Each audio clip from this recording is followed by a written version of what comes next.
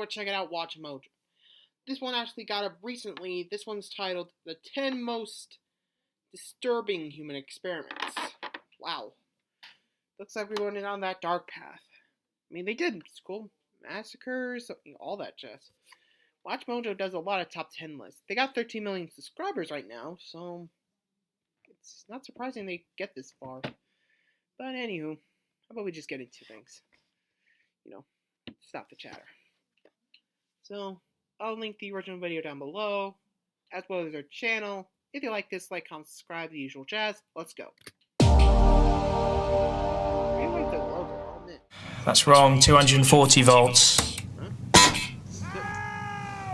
These horrible acts were committed in the name of science. Welcome to WatchMojo.com, and today we're counting down our picks for the top 10 terrible experiments performed in the United States.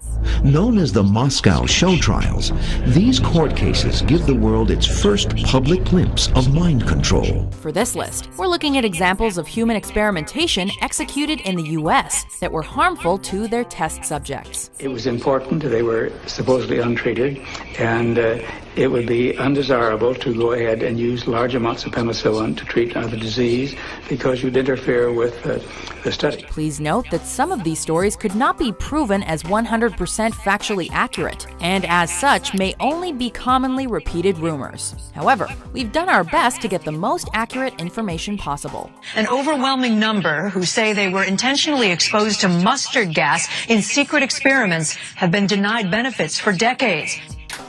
Number 10. Project MKUltra. Officially sanctioned in 1953 and backed by the CIA, this series of experiments studied the effect of mind control with methods like hypnosis, drugs, isolation, and sensory deprivation used to modify human behavior. This is what they did. They did chemicals, they did biologicals, they did disguises, they did electronics, secret writing, and the like. The CIA enlisted the help of prisons, hospitals, and more than 40 universities to perform experiments on subjects without their knowledge. In one of these sub-projects, Operation Midnight Climax, prostitutes who were secretly working for the CIA gave clients LSD. And while these men were under the influence, they were spied on through a one-way mirror. In 1973, CIA Director Richard Helms ordered the destruction of all records related to MKUltra, but subsequent investigations led by Senator Frank Church and Vice President Nelson Rockefeller, in addition to 20,000 records recovered in 1977, were able to shed light on these activities.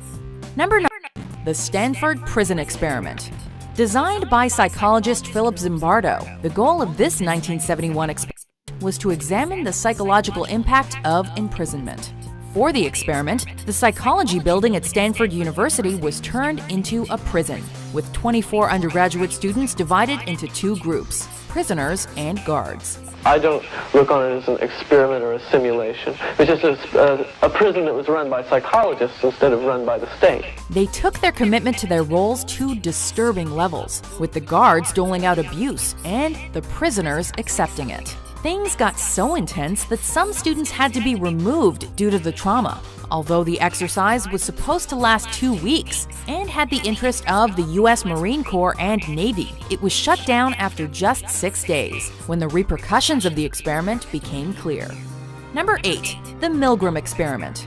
Fascinated by what motivated Nazi officers to commit atrocities during World War II, Yale psychologist Stanley Milgram set up an experiment to see just how far Americans would go before their conscience stopped them. The answer is he's laughing. right. It's hard to understand exactly why. Part of it is the absurdity of the situation, and part of it is the nervousness that they're feeling. In the 1960s experiment, a teacher would read questions to a learner, who was actually an actor pretending to participate in the study. When the learner got an answer wrong, the teacher gave what he believed to be a real electric shock, progressing in 15-volt increments up to 450 volts. Did it sound as if he was in pain? Yeah.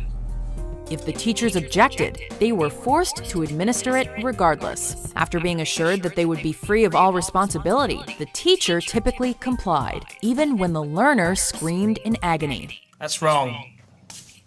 225 volts. Take it off! I've had enough of this! 2/3 of the 40 test subjects went all the way to 450 volts, proving how much we're ingrained to obey authority, even if we believe it to be morally or legally unjustified. You'll be all right. Yeah? Please continue. Number 7. Dr. Leo Stanley's San Quentin prison experiments.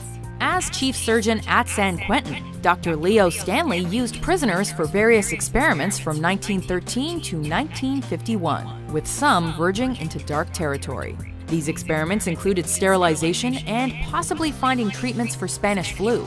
A strong supporter of eugenics, Stanley performed vasectomies on inmates who were sold on the idea of better health, reformed behavior, and a stronger sex drive.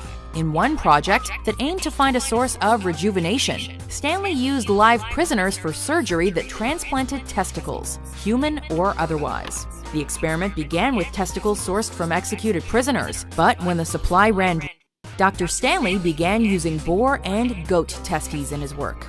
Number 6. The Boston Project.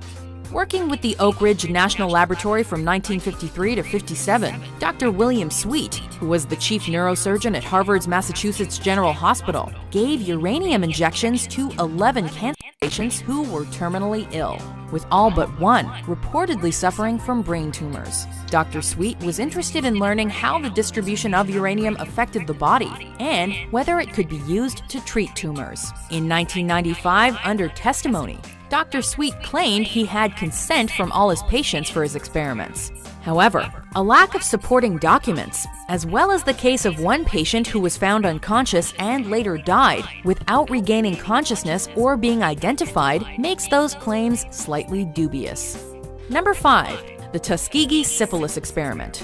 From 1932 to 1962, 600 African American farmers from Alabama were selected for a U.S. Public Health Services program, receiving free health care and other benefits for their cooperation. However, they weren't told they were actually being studied. 399 of the men had syphilis, while the other 201 were used as a control group.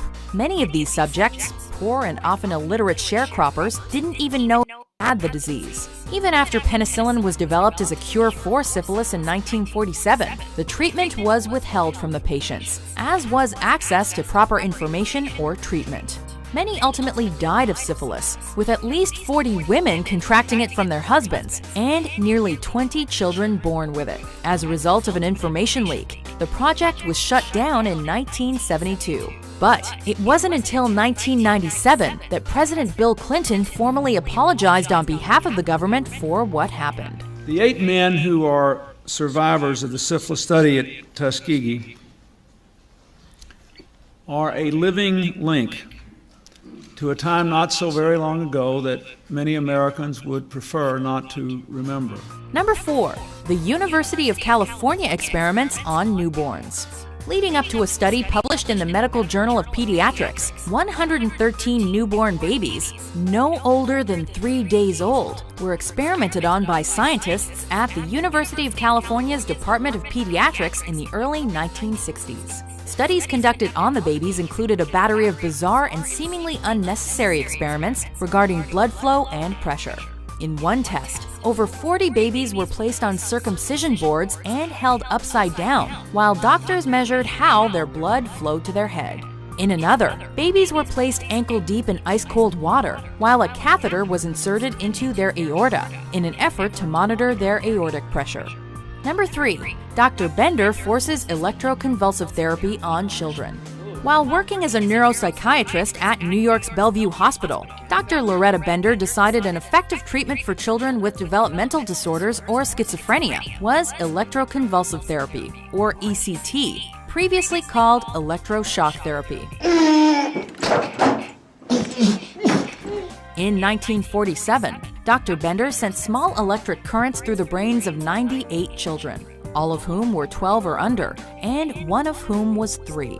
Another of Dr. Bender's methods for trying to alleviate schizophrenia was to give her young patients LSD. Ted Chabasinski was one of the children who went through the therapy when he was 6 years old, and he later became a human rights activist who successfully fought against the use of electroshock therapy in Berkeley, California. Now calm down. The best thing we can do is go on with our daily routine. All right? Max! Don't! Number 2. Military experiments with mustard gas during World War II. In 1943, the Navy recruited upwards of 60,000 young men for a study. Only they weren't asked to participate. They were told. Only when they arrived at the Naval Research Laboratory in Washington, D.C., did they find the real purpose of the study: to measure the effects of mustard gas and other chemicals on humans. They rubbed a liquid chemical on my arm and hand and had me breathe the gas without a mask on.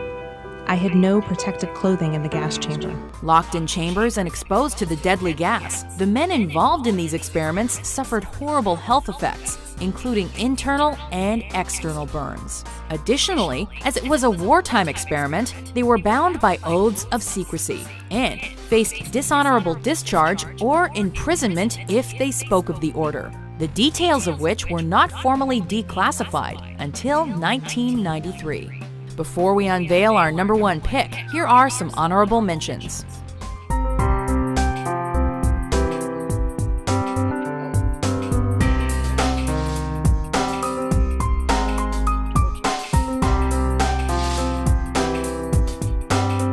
Number 1. Vanderbilt University's vitamin drinks.